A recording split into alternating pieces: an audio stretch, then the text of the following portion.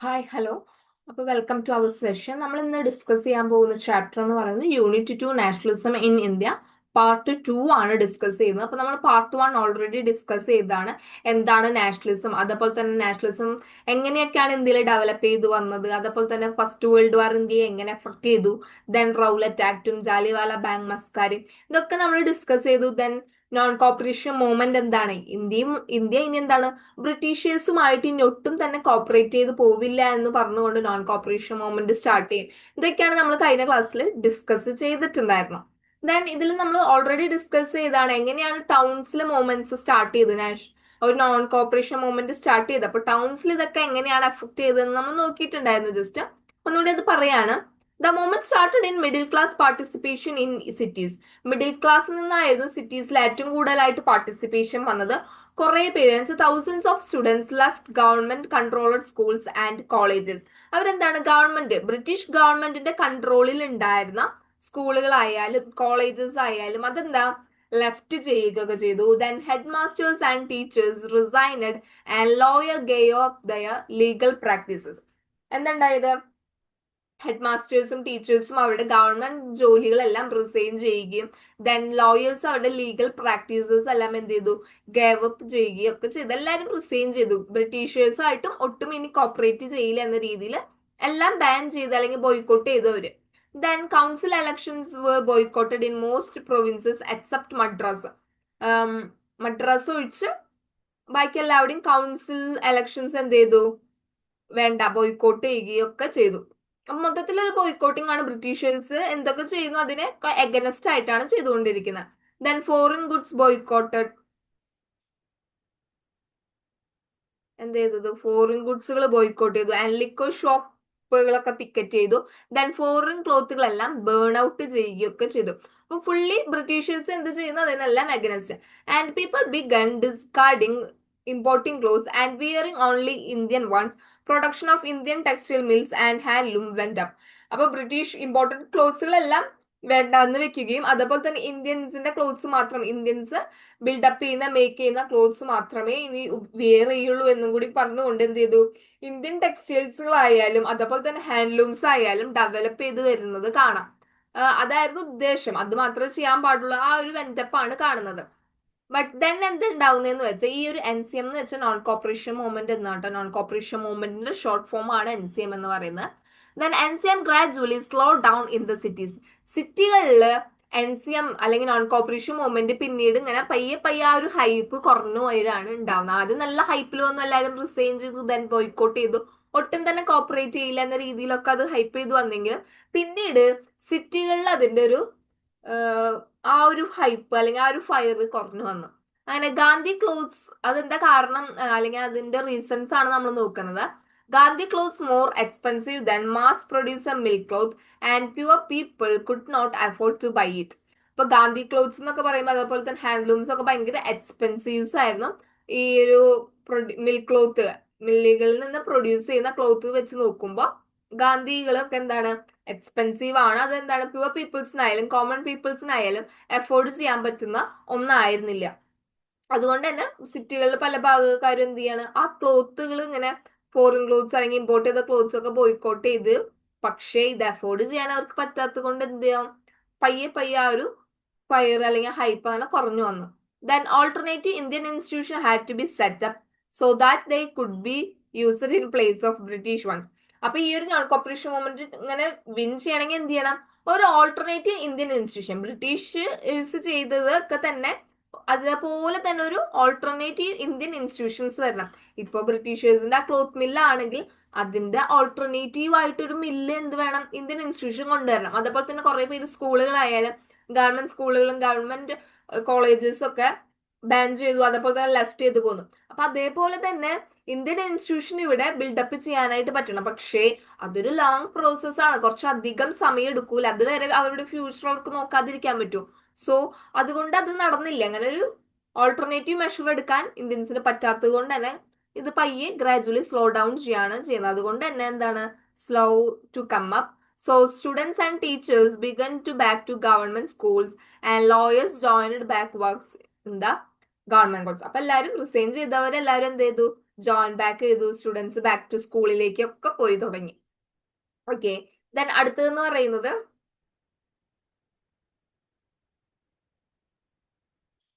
Rebellion in the country. അപ്പൊ നമ്മൾ സിറ്റീസിലാണ് നോക്കിയത്. ഇനി കൺട്രി സൈഡിൽ നോക്കുകയാണെങ്കിൽ ആ ഒരു സ്ട്രഗിൾസ് വരുന്നത് പെസൻസിന്റെയിലും ട്രൈബൽസിന്റെയിലും ആണ് കൂടുതൽ കാണുന്നത്. അപ്പൊ നമുക്ക് പെസൻ സ്ട്രഗിൾസ് ഫസ്റ്റ് നോക്കാം. അതിൽ ആദ്യത്തെ സ്ട്രഗിൾ ആണ് ഔദിന്റെ സ്ട്രഗിൾ, അല്ലെങ്കിൽ ഓത് എന്നൊക്കെ പറയാം. ഇൻ ഔദിലെ സ്ട്രഗിൾസ് നോക്കുകയാണെങ്കിൽ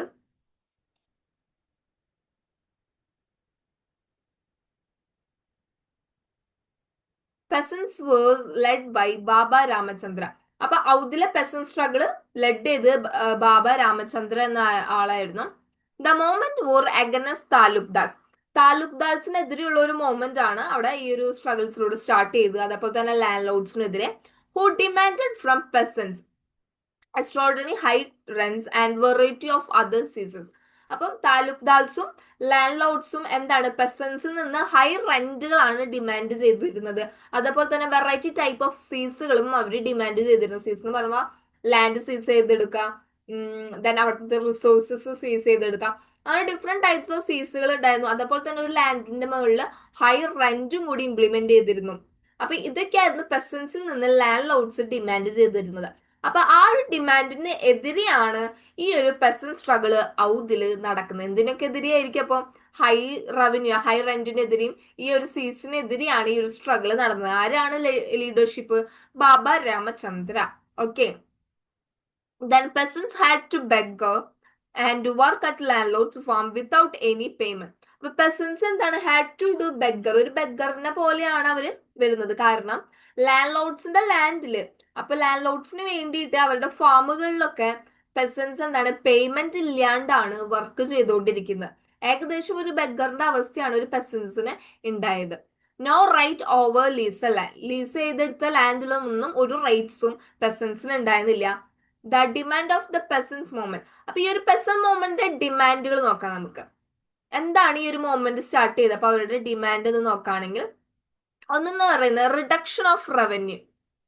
എന്ത് ചെയ്യണം? റവന്യൂ റിഡക്ഷൻ നടത്തണം. അവർ ഇത്രയും ഹൈ എമൗണ്ട് ഓഫ് റെന്റും ഹൈ എമൗണ്ട് ഓഫ് ടാക്സസ് ഒക്കെ ഇംപ്ലിമെന്റ് ചെയ്യാണ്. അതെന്ത് ചെയ്യണം? കുറയ്ക്കണം. Then abolition of begar. ഈ പേയ്മെന്റ് വേജസ് ഇടയ്ക്കിടയ്ക്ക് ഇങ്ങനെ പോയി ചോദിക്കാൻ നിൽക്കുക, അതൊന്നും പാടില്ല. കറക്റ്റ് അതിനേതായ ആ ഒരു ബെഗ സിസ്റ്റം അബോളിഷ് ചെയ്യണം. Then social boycott of oppressive landlords. ഇതുപോലെയുള്ള ഒപ്രസീവ് ലാൻഡ് ലോഡ്സിനെ സോഷ്യലി ബോയ്കോട്ടും ചെയ്യണം. ഇതായിരുന്നു ഈ ഒരു പെസൻ മൂവ്മെന്റിന്റെ 3 ഡിമാൻഡുകൾ എന്ന് പറയുന്നത്. മെയിൻ ആയിട്ടുള്ള 3 ഡിമാൻഡ്. ഇനിയുണ്ട് ഡിമാൻഡ്സ്, അത് നമുക്ക് അടുത്തത്. മെയിൻ ആയിട്ട് ഈ 3 ഡിമാൻഡുകളാണ് വരുന്നത്. ദെൻ അവർ ഓർഗനൈസേഷൻസ് ഒക്കെ ഫോം ചെയ്യുന്നുണ്ട്. അപ്പൊ ഔദ് എന്ന് പറയുമ്പോൾ രാമചന്ദ്രയാണ്, അത് ബാബ രാമചന്ദ്രയാണ് ലീഡർഷിപ്പ്. താലൂക്ക്ദാസിനെതിരെയും ലാൻഡ് ലോഡ്സിനെതിരെയും ആയിരുന്നു ഈ ഒരു സ്ട്രഗിള്. എന്തിനു വേണ്ടിയിട്ടായിരുന്നു? ഹൈ റെന്റുകളുമായാലും വെറൈറ്റി സീസുകളൊക്കെ ഡിമാൻഡ് ചെയ്തതിന് എതിരെയായിരുന്നു നടത്തിയത്. അതുപോലെ തന്നെ അവരുടെ മൂവ്മെന്റിന്റെ മെയിൻ ഡിമാൻഡുകൾ എന്തൊക്കെയാണ്? പെസൻസ് മുന്നോട്ട് വെച്ച ഡിമാൻഡുകൾ എന്ന് പറഞ്ഞാൽ റവന്യൂ കുറയ്ക്കണം, reduction of revenue, abolition of begar, socially boycott of oppressive landlords. അത് നോക്കാം. ദെൻ അവരുടെ ഓർഗനൈസേഷൻസ് നോക്കാം. ഔദിന്റെ പെസൻ സ്ട്രഗിളിലെ മെയിൻ ഓർഗനൈസേഷൻസ് നോക്കുകയാണെങ്കിൽ ഒന്ന് നായ് ധോബി ബൻസ്. അത് ഓർഗനൈസ് ചെയ്ത് പഞ്ചായത്തുകളെല്ലാം കൂടിയിട്ട് ഓർഗനൈസ് ചെയ്ത ഒരു ഓർഗനൈസേഷൻ ആയിരുന്നു നായ് ധോബി ബന്ദ് എന്ന് പറയുന്നത്. Then in October 1920 ഔദ് Kisan Sabha, ഔദ് Kisan Sabha എന്ന് പറഞ്ഞിട്ടൊരു ഓർഗനൈസേഷൻ ഫോം ചെയ്തു. അത് സെറ്റപ്പ് ചെയ്ത് ആരാന്ന് വെച്ചാൽ ജവഹർലാൽ നെഹ്റു ആയിരുന്നു. Headed by Jawaharlal Nehru and Baba Ramachandra and few others. അപ്പൊ ജവഹർലാൽ നെഹ്റു, ബാബ രാമചന്ദ്രൻ, പിന്നെ കുറച്ചു പേരൊക്കെ ചേർന്നുകൊണ്ടാണ് ഔദ് കിസാൻ സഭ എന്നത് സെറ്റപ്പ് ചെയ്യുകയും അത് ഹെഡപ്പ് ചെയ്യുകയൊക്കെ ചെയ്തത്. ദെൻ വിത്തിൻ എ മന്ത്, ഒരു മാസത്തിനുള്ളിൽ ഈ ഒരു കിസാൻ സഭയുടെ ഡിഫറെന്റ് ബ്രാഞ്ചസ് വില്ലേജിന്റെ പല ഭാഗങ്ങളിലൊക്കെ ആയിട്ട് സ്റ്റാർട്ട് ചെയ്തു. ഓക്കെ, അതൊന്ന് ഓർത്ത് വെച്ചാൽ മതി. അതായത് കാണാതെ പഠിച്ചില്ലെങ്കിൽ കുഴപ്പമില്ല. ഔദ് കിസാൻ സഭയുണ്ട്, നായ് ദബു ബൻസ് എന്ന് പറഞ്ഞിട്ടുള്ള ഒരു ഓർഗനൈസേഷൻ ഉണ്ടെന്ന് നിങ്ങൾ ഓർത്തു വെച്ചാൽ മെയിൻ ആയിട്ട് അത് മാത്രം മതി. ഓക്കെ, ദെൻ അടുത്തെന്ന് പറയുന്നത് the effort of the Congress was to integrate Awadh peasant struggle into the wider struggle. അപ്പൊ കോൺഗ്രസ് ഈ ഒരു ഔദ് പെസൻ സ്ട്രഗിളുമായിട്ട് ഇന്റഗ്രേറ്റ് ചെയ്തപ്പോൾ അവിടെ എന്തുണ്ടായി? കുറച്ചുകൂടി ഒരു വൈഡർ സ്ട്രഗിളിന്റെ ഒരു ഫോർമേഷൻ കൂടി കാണാനായിട്ട് സാധിച്ചു. അപ്പൊ നമ്മൾ പറയുകയാണെങ്കിൽ ഇപ്പൊ ഓൾറെഡി കുറച്ച് സപ്പോർട്ട് മാത്രം കിട്ടുന്ന ഒരാൾക്ക് ഒരു സെലിബ്രിറ്റി വന്ന് സപ്പോർട്ട് ചെയ്തു എന്ന് വിചാരിക്കാം. കുറച്ചും കൂടി വൈഡ് അറ്റൻഷൻ അതിൽ കിട്ടില്ലേ. ലൈക്ക് അതുപോലെ തന്നെയായിരുന്നു ഔത്ത് പെസൻ സ്ട്രഗിൾ അവിടെ ഇങ്ങനെ ഒതുങ്ങി കൂടി പോകുന്നു. ദെൻ കോൺഗ്രസ് അത് ഇന്റഗ്രേറ്റ് ചെയ്യുന്ന ആ ഒരു എഫേർട്ട് ഒക്കെ ആയിട്ട് ദെൻ അതൊരു വൈഡ് സ്ട്രഗിൾ ആയിട്ട് മാറാണ് ചെയ്യുന്നത്. ദെൻ അടുത്തതെന്ന് പറയുന്നത് the movement spread in 1921. The house of talukdars and merchants were attacked. Bazaars were looted. Grain hoards were taken over. എന്താ പറയുന്നത് 1921 ഒരു മാസ് മൂവ്മെന്റ് ഇങ്ങനെ സ്പ്രെഡ് ആവാണ്. എന്തുണ്ടാവുന്നത് വെച്ചാൽ താലൂക്ക്ദാസിന്റെയും മെർച്ചന്റ്സിന്റെ ആയാലും ലാൻഡ്ലോഡ്സിന്റെ ഒക്കെ വീടുകള് ഹൗസുകള് അറ്റാക്ക് ചെയ്യുന്നു. ദെൻ ബസാർസ് ലൂട്ട് ചെയ്യുന്നു. ഗ്രെയിൻ ഹോർഡ്സ് ഒക്കെ ടേക്ക് ഓൺ ചെയ്യാണ്. ഗ്രെയിൻസ് ഒക്കെ സ്റ്റോർ ചെയ്ത സ്ഥലങ്ങളൊക്കെ ടേക്ക് ഓവൺ ചെയ്യാനൊക്കെ ചെയ്യുന്നു. ഓക്കെ, അപ്പൊ ഒരു mass movements was happen. The houses of talukdars and merchants were attacked and bazaars were looted. Then grains hoarders were taken over. Okay, main ആയിട്ട് അപ്പൊ ഈ സ്ട്രഗിൾസ് ഇങ്ങനെയാണ് മുന്നോട്ട് പോയിക്കൊണ്ടിരിക്കുന്നത്. ആദ്യം ഒരു പീസ്ഫുള്ളി ഒക്കെ തുടങ്ങി ദെൻ അതെന്താണ് ഒരു മാസിങ് സ്പ്രെഡ് ആവുന്ന ഒരു വയലൻസ് പോലെയൊക്കെ ആയിട്ട് ദെൻ വരുന്നുണ്ട്. Then in many places local leaders told പെസൻസ്. അപ്പൊ ലോക്കൽ ലീഡേഴ്സ് എന്താണ് കുറെ ഭാഗത്ത് ഈ വില്ലേജിന്റെ പല ഭാഗത്തുള്ള ലോക്കൽ ആയിട്ടുള്ള ലീഡേഴ്സ് എന്ത് ചെയ്യാണ് പെസൻസിനോട് പറയാണ് ഗാന്ധിജി ഒന്ന് ഡിക്ലെയർ ചെയ്തിട്ടുണ്ടായിരുന്നു that no taxes were to be paid and land was to be redistributed among the poor. എന്താണ് ടാക്സസ് ഒന്നും പേ ചെയ്യേണ്ട ആവശ്യമില്ല. ബ്രിട്ടീഷേഴ്സ് പറഞ്ഞ ടാക്സസ് ഒന്നും ആരും പേ ചെയ്യരുത്. അതുപോലെ തന്നെ ലാൻഡ്സ് ഉള്ളവന്റെ കയ്യിൽ നിന്ന് എന്താണ് ഇല്ലാത്തവർക്ക് ആ ഒരു ലാൻഡിന്റെ ഡിസ്ട്രിബ്യൂഷനും ഉണ്ട് എന്ന് ഗാന്ധിജി ഡിക്ലയർ ചെയ്തിട്ടുണ്ടായിരുന്നു. സോ ലോക്കൽ ലീഡേഴ്സ് ഇത് പെസൻസിനോട് പറയുകയൊക്കെ ചെയ്തു. അപ്പൊ ഒരു ഇൻസ്പിറേഷൻസ് ഒക്കെ പോലെ അത് ഇങ്ങനെ ഒരു പറയലൊക്കെ ഉണ്ടായിരുന്നു. അപ്പൊ അതാണ് ഔദിൽ നടന്ന സ്ട്രഗിൾ, ഒരു പെസൻ സ്ട്രഗിൾ എന്ന് പറയുന്നത്. ദെൻ നമ്മൾ ട്രൈബലിന്റെ സ്ട്രഗിൾ എടുത്ത് നോക്കുകയാണെങ്കിൽ ഗുദാം ഹിൽസ്, അപ്പൊ ട്രൈബൽസിന്റെ സ്ട്രഗിൾ ആണ് ഇനി നോക്കുന്നത്. അപ്പൊ നമ്മൾ ഒരു പെസൻ സ്ട്രഗിൾ കണ്ടു. ദെൻ ട്രൈബിന്റെ നോക്കുകയാണെങ്കിൽ Gudem hills of Andhra Pradesh for instance a militant guerrilla movement spread in the early 1920s. അപ്പൊ ഏർലി 1920സിലൊക്കെ എന്താണ് ഒരു വാർ അല്ലെങ്കിൽ ഒരു അഗനസ്റ്റ് നടക്കാണ് ഇവിടെ ആന്ധ്രാപ്രദേശിലെ ഗുഡൈം ഹിൽസിൽ. അത് ഈ ഒരു സ്ട്രഗിൾ അല്ലെങ്കിൽ ഈ ഒരു ട്രൈബൽ പെസൻ മൂവ്മെന്റ് സ്റ്റാർട്ട് ചെയ്തത് അല്ലെങ്കിൽ അതിന്റെ ലീഡർഷിപ്പ് ഉണ്ടായിരുന്ന അല്ലൂരി സീതാറാം രാജുവിനായിരുന്നു. The rebels proclaimed that he was the incarnation of God. God അയച്ച ദൈവം അയച്ച ഒരു വ്യക്തിയാണ് അല്ലെങ്കിൽ ദൈവത്തെ പോലെയാണ്. അതുപോലെയായിരുന്നു പെസൻസ് അദ്ദേഹത്തിനെ കണ്ടിരുന്നത്. ദെൻ ഈ ഒരു പെസൻസ് മൂവ്മെന്റ് സ്റ്റാർട്ട് ചെയ്യാനുള്ള കാരണം അല്ലെങ്കിൽ കോസസ് നോക്കാം നമുക്ക്. എന്തുകൊണ്ടാണ് ട്രൈബൽ പെസൻ മൂവ്മെന്റ് സ്റ്റാർട്ട് ചെയ്യാനുള്ള ഒരു കാരണം, അതിന്റെ കോസസ് നോക്കുകയാണെങ്കിൽ നമുക്ക് the colonial government had closed large forest area. ആ ഒരു ഫോറസ്റ്റ് ഏരിയ ഒക്കെ എന്ത് ചെയ്തു കൊളോണിയൽ ഗവൺമെന്റ് ക്ലോസ് ചെയ്തു. അപ്പൊ ഇത് ക്ലോസ് ചെയ്യുമ്പോൾ എന്തുണ്ടാവും ട്രൈബൽസ് മെയിൻ ആയിട്ട് അവർ താമസിക്കുന്നത് അതേപോലെ തന്നെ അവരുടെ ഫുഡിന്റെ ഒരു റിസോഴ്സസ് ഒക്കെ കിട്ടുന്നത് ഈ ഒരു ഫോറസ്റ്റ് ഏരിയയിൽ നിന്നാണ്. കൊളോണിയൽ ഗവൺമെന്റ് ബ്രിട്ടീഷേഴ്സ് എന്താണ് ഈ ഒരു ഫോറസ്റ്റ് ഏരിയ ക്ലോസ് ചെയ്ത് കഴിഞ്ഞപ്പോൾ എന്തുണ്ടായി preventing people from entering forest to graze their cattle. അവിടെ കാറ്റിൽസിനെ ആ ഒരു ഫോറസ്റ്റിലേക്ക് എൻറ്റർ ചെയ്യണത് സമ്മതിക്കുന്നില്ല. അപ്പൊ നമ്മൾ നോക്കുകയാണെങ്കിൽ നമ്മുടെ വീട്ടിലെ പശു അതേപോലെ തന്നെ ആടിനെയൊക്കെ നമ്മൾ പുല്ലുള്ള ഒരു സ്ഥലത്തൊക്കെ പോയി കെട്ടും, അല്ലെങ്കിൽ അപ്പുറത്തെ പറമ്പിലാണെങ്കിലും ഒക്കെ പാടത്തൊക്കെ ആണെങ്കിലും നമ്മൾ കൊണ്ടുപോയിട്ട് കെട്ടൂലേ. സോ അതുപോലും ഇവിടെ ചെയ്യാനായിട്ട് പറ്റില്ല. Then or to collect fuel wood and fruits. അപ്പോൾ അവർക്ക് കത്തിക്കാനൊക്കെ ഫ്യൂവലിന് വേണ്ടിയിട്ട് പോലുള്ള വുഡുകളായാലും അതേപോലെ തന്നെ ഫ്രൂട്ട്സ് കളക്ട് ചെയ്യാനൊക്കെ ഇവര് ഫോറസ്റ്റ് ഏരിയാസിൽ ട്രൈബൽസ് പോകും. അവർക്ക് ഫ്രീ ആയിട്ട് നടക്കാം, അവർ ജീവിക്കുന്ന ഒരു സ്ഥലം, അവർ ഫ്രീ ആയിട്ട് നടന്ന് അവിടെ നിന്ന് കളക്ട് ചെയ്യുന്നു വുഡുകള്, ഇങ്ങനെ മരക്കൊമ്പുകളൊക്കെയാണ് കിട്ടുക, അങ്ങനത്തെ കൊമ്പുകളൊക്കെ കളക്ട് ചെയ്യുന്നു. അതേപോലെ തന്നെ അവിടെ നിന്ന് കിട്ടുന്ന ഫ്രൂട്ട്സ് ഒക്കെ ആയിട്ട് അവർ കളക്ട് ചെയ്തിട്ടാണ് ട്രൈബൽസ് അവിടെ ലിവിങ് മുന്നോട്ട് പോയിക്കൊണ്ടിരുന്നത്. അപ്പൊ after the closing of forest area ഇത് ക്ലോസ് ചെയ്തതിനു ശേഷം ഇവർക്ക് അവിടെ എൻട്രി ചെയ്യാനുള്ള പെർമിഷൻ ഇല്ല, അല്ലെങ്കിൽ അവനെ പ്രൊഹിബിറ്റ് ചെയ്തു. അതിലൂടെ എന്താ സംഭവിക്കുന്നതെന്ന് വെച്ചാൽ അവരുടെ ട്രഡീഷണൽ റൈറ്റ്സും കൂടിയാണ് അതിലൂടെ ഡിനൈ ചെയ്തത്.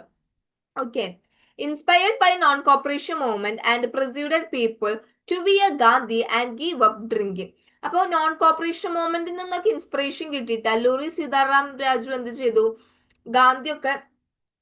ഗാന്ധി ക്ലോത്ത്സ് ഒക്കെ വിയർ ചെയ്തിട്ട് എന്താണ് ഇനി ജലപാനം കഴിക്കില്ലേ, വെള്ളം പോലും കുടിക്കാതെ അതേപോലെ ഒരു റിവോൾട്ട് സ്റ്റാർട്ട് ചെയ്യാണ് ചെയ്യുന്നത്.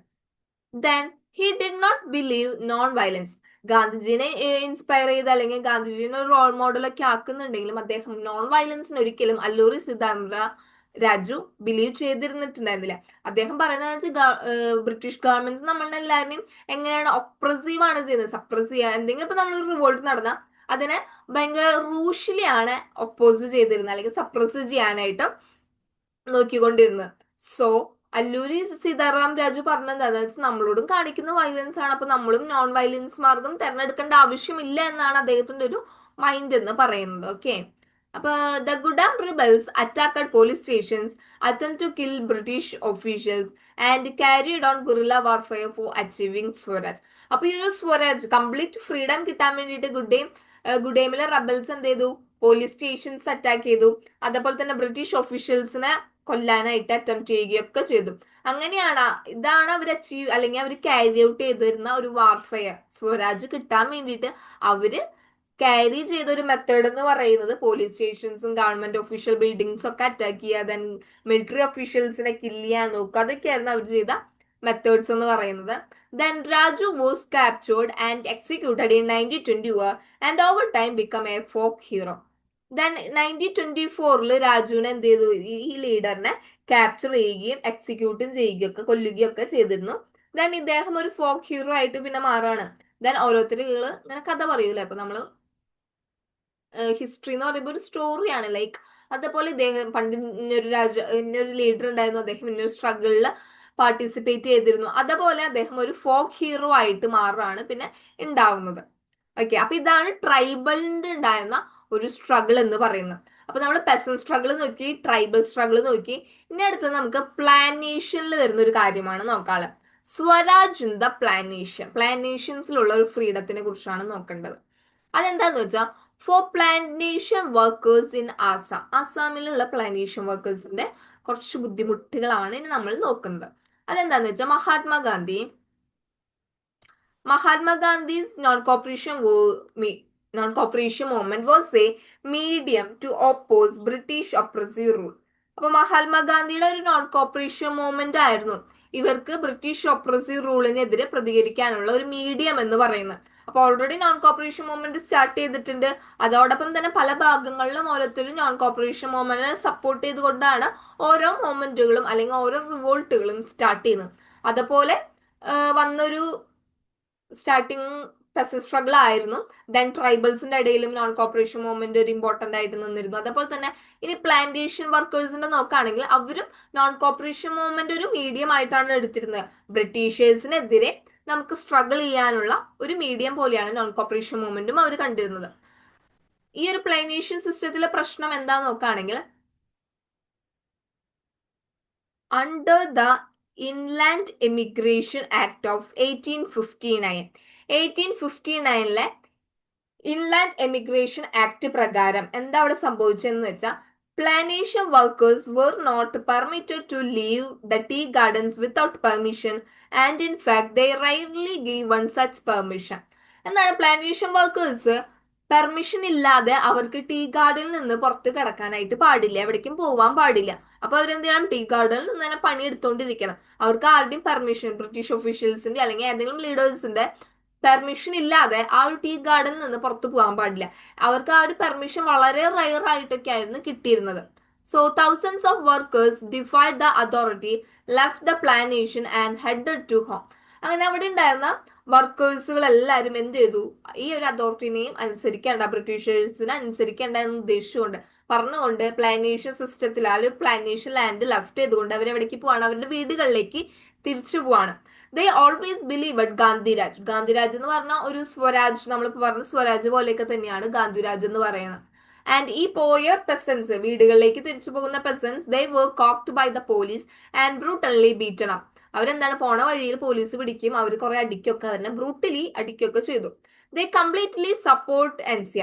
പക്ഷെ എപ്പോഴും ഇത്രയൊക്കെ പ്രശ്നങ്ങൾ ഉണ്ടായിട്ടും അവരെന്താണ് കംപ്ലീറ്റ്ലി നോൺ കോപ്പറേഷൻ മൂവ്മെന്റ് ഈ പ്ലാന്റേഷൻ വർക്കേഴ്സ് സപ്പോർട്ട് ചെയ്തിരുന്നു. അതാണ് പ്ലാന്റേഷൻ. അപ്പൊ നമ്മുടെ ഫ്രീഡത്തിനൊക്കെ ചോദ്യം ചെയ്യുന്ന ഒരു തരം ലോസ് ആണ് ആര് കൊണ്ടുവരുന്നത്, ബ്രിട്ടീഷ് ഒഫീഷ്യൽസ് അല്ലെങ്കിൽ ബ്രിട്ടീഷ് ഗവൺമെന്റ് കൊണ്ടുവരുന്നത്. അപ്പൊ നമുക്ക് ഇത്രയും സ്ട്രഗിൾസ് ഒക്കെ കാണുമ്പോൾ മനസ്സിലാവും ബ്രിട്ടീഷ് എത്ര ബ്രൂട്ടലി ആണ് ഇന്ത്യൻസിനെ ട്രീറ്റ് ചെയ്തത് എന്ന് നമുക്ക് മനസ്സിലാവൂ അല്ലെ? മനസ്സിലാവുന്നില്ലേ? ദെൻ അടുത്തെന്ന് പറയുന്നത് ടുവേർഡ്സ് സിവിൽ ഡിസൊബീഡിയൻസ് മൂവ്മെന്റ് ആണ് കേട്ടോ. ഇപ്പൊ നമ്മൾ പറഞ്ഞു, ഓൾറെഡി നമ്മൾ പറഞ്ഞു ഈ ഒരു നോൺ കോപ്പറേഷൻ മൂവ്മെന്റ് ഒക്കെ കൊണ്ടുവന്ന് ഒരു ഉപകാരവും ഇതിൽ നിന്ന് കിട്ടിയില്ല, അല്ലെങ്കിൽ ബ്രിട്ടീഷേഴ്സ് ഇതിനൊക്കെതിരെ നിൽക്കുകയാണെങ്കിൽ നമ്മൾ എന്ത് ചെയ്യും, സിവിൽ ഡിസൊബീഡിയൻസ് മൂവ്മെന്റ് സ്റ്റാർട്ടപ്പ് ചെയ്യും എന്ന് ഗാന്ധി ഓൾറെഡിയെ പറഞ്ഞിട്ടുണ്ടായിരുന്നു. സോ എങ്ങനെയാണ് ഇനി non cooperation movement call of ചെയ്യുന്നത്, നിർത്തിയിട്ട് സിവിൽ ഡിസൊബീഡിയൻസ് മൂവ്മെന്റ് സ്റ്റാർട്ട് ആവുന്നത് എന്നാണ് നമ്മൾ ഇനി നോക്കുന്നത്. അപ്പൊ നോൺ കോപ്പറേഷൻ മൂവ്മെന്റ് നിൽക്കാനുള്ള ഒരു കാരണം എന്ന് പറയുന്നത് ചൗരി ചൗര മൂവ്മെന്റ് ആയിരുന്നു, അല്ലെങ്കിൽ ചൗരി ചൗര സ്ട്രഗിൾ ആണ്. ചൗരി ചൗര സ്ട്രഗിൾ നടക്കുന്നത് 1921 എവിടെ വെച്ചായിരുന്നു ചൗരി ചൗര? ഇൻ ഗോരഖ്പൂരിലെ ചൗരി ചൗരയിൽ വെച്ചാണ് ഈ ഒരു പ്രശ്നം നടക്കുന്നത്. A peaceful demonstration in bazaar turned into violent turned out to a violent clash with police. Hearing the incident in February 1920, Mahatma Gandhi decided to withdraw the non-cooperation movement. അപ്പോൾ ഒരു peaceful demonstration ആണ് ബസാറിൽ ഇങ്ങനെ നടന്നുകൊണ്ടിരിക്കുകയാണ്. പക്ഷെ പെട്ടെന്ന് അത് പോലീസുമായിട്ടൊരു violent ക്ലാഷിലായിട്ട് സംഭവിക്കുകയാണ്. അങ്ങനെ പോലീസുകാരനെ അടിക്കുന്നു, അതേപോലെ തന്നെ പബ്ലിക് ബിൽഡിങ്സ് ഒക്കെ പെസൻസ് എന്താണ് തല്ലി തകർക്കുന്നു, പോലീസുകാരനെ കൊല്ലുന്നു, അങ്ങനെയൊക്കെ നടന്നപ്പോൾ ഇതൊരു നോൺ വയലൻസ് നിന്ന് എന്തായി, നോൺ കോപ്പറേഷൻ മൂവ്മെന്റ് ഒരു വയലൻസ് മെത്തേഡിലേക്ക് ട്രാൻസ്ഫർ ആയി. ഇതറിഞ്ഞ ഗാന്ധിജി എന്ത് ചെയ്തു, February 1920 Gandhiji non cooperation movement call off ചെയ്തു, അല്ലെങ്കിൽ വിഡ്രോ ചെയ്തു, നോൺ കോപ്പറേഷൻ മൂവ്മെന്റ് നിർത്തലാക്കി. So satyagrahis need to properly trained before they would be ready for mass struggle. അപ്പൊ ഗാന്ധിജിയും അതേപോലെ തന്നെ കോൺഗ്രസ് ലീഡേഴ്സും മനസ്സിലാക്കാണ് സത്യാഗ്രഹീസ് ഈ ഒരു ഫോളോ ചെയ്യുന്ന സത്യാഗ്രഹീസ് എന്താണ്, അവർക്ക് ഒരു പ്രോപ്പർ ആയിട്ട് ട്രെയിൻ കിട്ടണം ബിഫോർ ദ മാസ് സ്ട്രഗിൾസ് എന്ന് മനസ്സിലാക്കാണ്. ദെൻ സ്വരാജ് പാർട്ടിയുടെ ഒരു ഫോർമേഷൻ ഇവിടെ കാണാം. സ്വരാജ് പാർട്ടി ഫോം ചെയ്യാനുള്ള ഒരു കാരണം എന്ന് പറയുന്നത് നമുക്ക് നോക്കാം. CR ദാസ് ആൻഡ് മോട്ടിലാൽ നെഹ്റു ഇവർ രണ്ടുപേരും കൂടിയിട്ടാണ് സ്വരാജ് പാർട്ടി ഫോം ചെയ്യുന്നത്. വിത്ത് ഇൻ ദ കോൺഗ്രസിൽ വെച്ച് തന്നെയാണ്, within the Congress to argue for a return to council politics. ഒരു കൗൺസിൽ പൊളിറ്റിക്സിലേക്കുള്ള റിട്ടേൺ പോലെ ആർഗ്യൂ ചെയ്തിട്ടാണ് ഇവർ സ്വരാജ് പാർട്ടി ഫോം ചെയ്യുന്നത് കോൺഗ്രസിന്റെ ഉള്ളിൽ തന്നെ. But younger leaders like Jawaharlal Nehru and Subhash Chandra Bose pressed for more radical mass agitation and for full independence. അപ്പൊ അങ്ങനെ കൗൺസിൽ പൊളിറ്റിക്സിലേക്കൊക്കെ എൻറ്റർ ചെയ്താലും ഈ ഒരു ജവഹർലാൽ നെഹ്റു ആയാലും സുഭാഷ് ചന്ദ്രബോസ് പോലെയുള്ള യങ്ങർ ലീഡേഴ്സ് പറയുന്നത് എന്ന് വെച്ചാൽ ഒരു ഫുൾ ഇൻഡിപെൻഡൻസ് ആണ് നമുക്ക് ആവശ്യം. അതേപോലെ തന്നെ ഒരു റാഡിക്കൽ മാസ് ആജിറ്റേഷൻസ് ഒക്കെ ഒരു പ്രസിങ് ചെയ്യാണ് ചെയ്തത്. അല്ലെങ്കിൽ നമുക്കൊരു ഫുൾ ഇൻഡിപെൻഡൻസിന് വേണ്ടിയിട്ടാണല്ലോ നമ്മൾ ചെയ്യുന്നല്ലേ, അതൊരു പൊളിറ്റിക്കൽ പാർട്ടി തുടങ്ങാൻ ഒരു കൗൺസിൽ പൊളിറ്റിക്സിലേക്ക് എൻ്റർ ചെയ്തിട്ടൊന്നും കാര്യമില്ല. എന്താണ്, നമുക്കൊരു ഫുൾ ഇൻഡിപെൻഡൻസ് ആണ് ആവശ്യമെന്ന് അവർ പറയാണ് ചെയ്യുന്നത്. ദെൻ രണ്ട് കാര്യങ്ങളാണ് ഇന്ത്യൻ പൊളിറ്റിക്സിനെ എഫക്ട് ചെയ്യുന്ന രണ്ട് ഫാക്ടേഴ്സ് ഉണ്ടായിരുന്നു ഒരു ലേറ്റ് 1920s. അതെന്താന്ന് വെച്ചാൽ ഒന്ന്, first was the effect of the world wide economic depression. ഒന്നെന്ന് പറയുന്നത് വേൾഡ് വൈഡ് ആയിട്ട് ഒരു എക്കോണമിക് ഡിപ്രഷൻ എഫക്ട് ചെയ്തു. അതെങ്ങനെയാന്ന് വെച്ചാൽ ഇപ്പൊ അഗ്രികൾച്ചർ പ്രൈസസ് ഒക്കെ ഫോൾ ചെയ്തു, അഗ്രികൾച്ചറിന്റെ പ്രൈസസ് ഒക്കെ കുറഞ്ഞു. Then demand for agriculture goods well and export decline. Peasants found it difficult to sell their harvest and pay their revenue. അപ്പൊ മൊത്തത്തിൽ എക്കോണമിക് ഡിപ്രഷൻ ആണ് ഉണ്ടായത്. അപ്പൊ ഇന്ത്യൻ പൊളിറ്റിക്സ് എടുത്ത് നോക്കുമ്പോൾ നെഗറ്റീവ്ലി അത് ഭയങ്കരമായിട്ട് അഫക്ട് ചെയ്തു. കാരണം അഗ്രികൾച്ചറിന്റെ പ്രൈസസ് കുറയുന്നു, എക്സ്പോർട്ടുകൾ കുറയുന്നു, ദെൻ അഗ്രികൾച്ചർ ഗുഡ്സുകളും കുറയും, അതിനോടുള്ള ഡിമാൻഡുകളൊക്കെ കുറയുന്നു. അപ്പൊ പെസൻസ് തന്നെ എന്ത് ചെയ്തു, അവരുടെ ഹാർവെസ്റ്റ് ചെയ്തത് സെല് ചെയ്യാനായിട്ടുള്ള ഡിഫിക്കൽട്ടി ഉണ്ട്. ദെൻ അവർക്ക് റവന്യൂ പേ ചെയ്യാൻ പോലും പറ്റുന്നില്ലാത്തൊരു അവസ്ഥയാണ് ഉണ്ടാവുന്നത്. അപ്പൊ സിവിൽ ഡിസോബീഡിയൻസ് മൂവ്മെന്റ് വരുന്നത് എങ്ങനെയാണ് എന്നാണ് നമ്മൾ നോക്കിക്കൊണ്ടിരിക്കുന്നത്. സോ അതിൽ ആദ്യം എന്ത് ചെയ്തു, നോൺ കോപ്പറേഷൻ വിഡ്രോ ചെയ്തു നോക്കി, ദെൻ സ്വരാജ് പാർട്ടിയുടെ ഫോർമേഷൻ. ദെൻ ഈ ഒരു ടൈമിൽ തന്നെ ഈ ഒരു നോൺ കോപ്പറേഷൻ മൂവ്മെന്റ് അവസാനിക്കുമ്പോഴും സ്വരാജ് പാർട്ടി ഒക്കെ സ്റ്റാർട്ട് ചെയ്യുമ്പോഴും എന്താണ് അവിടെ ഒരു മെയിൻ ആയിട്ട് നിന്നിരുന്ന ഒരു പ്രോബ്ലം എന്ന് പറയുന്നത് എക്കോണമിക് ഡിപ്രഷൻ ആയിരുന്നു ഇന്ത്യയിൽ ഉണ്ടായിരുന്നത്. അതാണ് നമ്മൾ ഇപ്പൊ ഡിസ്കസ് ചെയ്തത്. ദെൻ അതിന് ശേഷം വരുന്നതാണ് സൈമൺ കമ്മീഷൻ എന്ന് പറയുന്നത്. The new Tory government.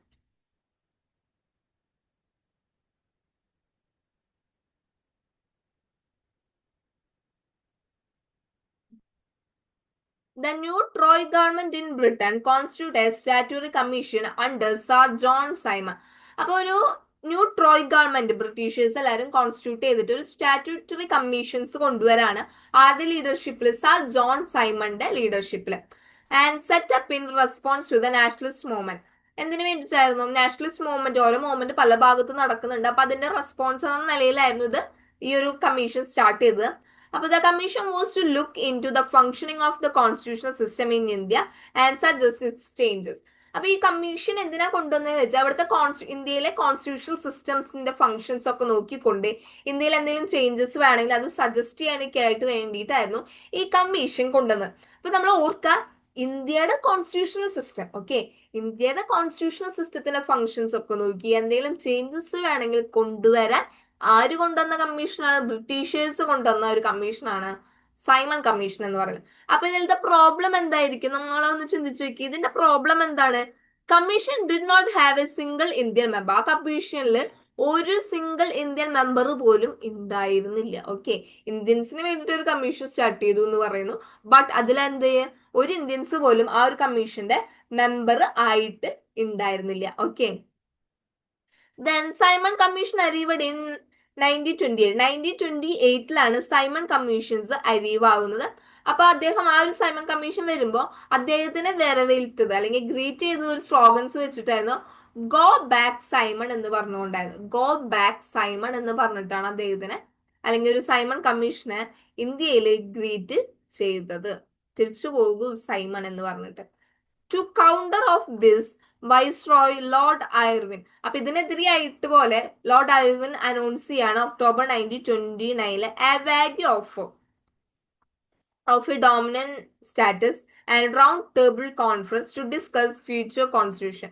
അപ്പോൾ 1929 അന്നത്തെ വൈസ്രോയ് ആയ ലോർഡ് ഐർവിൻ പറയാണ് ഈ ഒരു സൈമൺ കമ്മീഷൻ അതിന്റെ കൗണ്ടർ പോലെ അദ്ദേഹം പറയാണ് ഒരു ഡോമിനിയൻ സ്റ്റാറ്റസ് നൽകാം, അതുപോലെ തന്നെ ഒരു റൗണ്ട് ടേബിൾ കോൺഫറൻസ് നമുക്ക് വെക്കാം. എന്തിനു വേണ്ടിയിട്ടാണ്? ഫ്യൂച്ചർ കോൺസ്റ്റിറ്റ്യൂഷൻ, ഇന്ത്യയുടെ ഒരു ഫ്യൂച്ചർ കോൺസ്റ്റിറ്റ്യൂഷൻ ഡിസ്കസ് ചെയ്യാൻ വേണ്ടിയിട്ട് ഒരു റൗണ്ട് ടേബിൾ കോൺഫറൻസ് വെക്കാമെന്ന് പറഞ്ഞുകൊണ്ട്. പക്ഷേ ജവഹർലാൽ നെഹ്റുവും Subhash Chandra Bose not satisfied this. ഇവര് ഇതിൽ സാറ്റിസ്ഫൈഡ് ആയിരുന്നില്ല. ഇത്രയൊക്കെ ഇങ്ങനെയൊക്കെ ഒരു ആള് പറഞ്ഞെങ്കിൽ പോലും സാറ്റിസ്ഫൈഡ് ആയില്ല. നമ്മൾ എന്താണ് ഉദ്ദേശിക്കുന്നത്? കംപ്ലീറ്റ് ഫ്രീഡം ആണ് ഉദ്ദേശിക്കുന്നത്. അപ്പൊ ഇതില് സാറ്റിസ്ഫൈഡ് ആവുമോ? ഇല്ല, ഒരു സാറ്റിസ്ഫൈഡ് ആവില്ല അല്ലെ. Then in December 1929, under the presidency of Jawaharlal Nehru, the Lahore Congress session formalized the demand of Purna Swaraj or full independence for India. അപ്പം ജവഹർലാൽ നെഹ്റുവിന്റെ കീഴിലുള്ള ഒരു പ്രസിഡൻസിൽ ലാഹോർ സെഷനിൽ എന്താണ് ഡിമാൻഡ് ചെയ്യുന്നത്? പൂർണ്ണ സ്വരാജ് ആണ് അവർ ഡിമാൻഡ് ചെയ്യുന്നത്. കംപ്ലീറ്റ് ഫ്രീഡം ആണ് അവർ ഡിമാൻഡ് ചെയ്തത്. ദെൻ നമുക്ക് നെക്സ്റ്റ് നോക്കാനുള്ള സെഷൻ എന്ന് പറയുന്നത്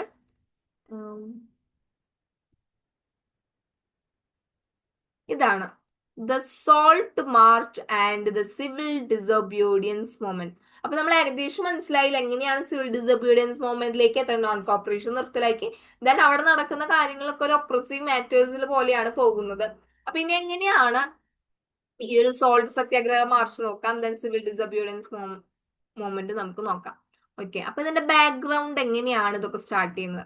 ഒന്ന് സോൾട്ട് സത്യാഗ്രഹം നോക്കാം. Salt was something consumed by the rich and poor alike. അപ്പൊ സോൾട്ട് എന്ന് പറയുന്നത് ഭയങ്കര ഇമ്പോർട്ടന്റ് ആണല്ലേ. അത് പ്യുവർ ആണെങ്കിലും റിച്ച് ആണെങ്കിലും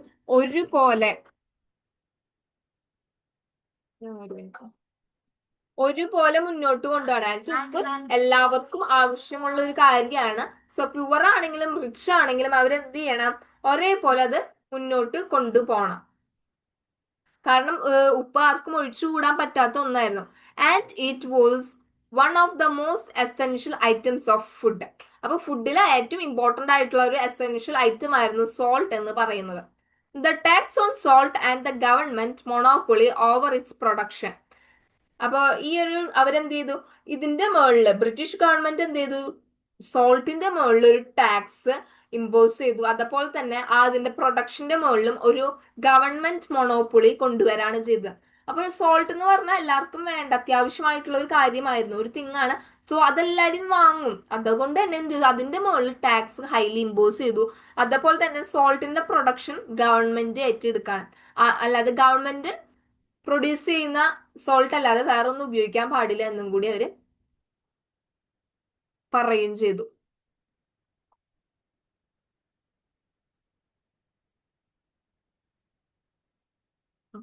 ഓക്കെ, അപ്പൊ ഒരു മൊണോപ്പൊളിയാണ് കൊണ്ടുവന്നത്. എന്താണ് പറയുന്നത്?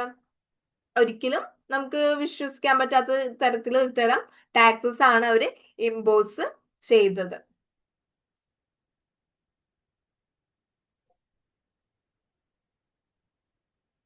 ഒരു മിനിറ്റ്.